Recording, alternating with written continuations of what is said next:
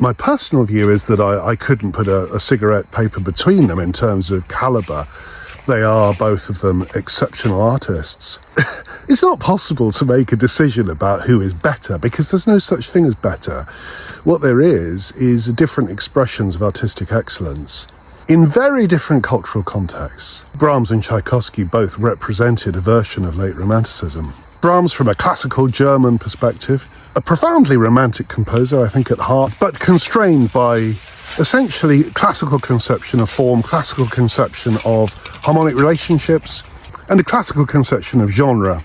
And actually, to some extent, a classical notion of what an orchestra should do. But it's not to say that Brahms's style is classical.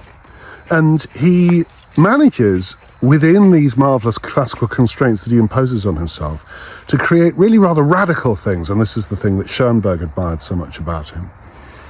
Tchaikovsky, on the other hand, but I've had a few comments saying that he was a composer who could write wonderful melodies, but was inept when it came to form. It simply isn't true. Tchaikovsky was an absolute master of form. It's just that because he was a Russian composer, he came at form, classical form, from a very different perspective. Not from inside the German tradition, but from outside. And so when he wrote a symphonic structure like the first movement of his wonderful, wonderful Sixth Symphony, the Pathétique, he reinvents sonata form in a sort of two-part structure. It's quite extraordinary, the first part being full of these magnificent themes, and the second half, beginning at the development section, being a terrifying whirlwind of drama.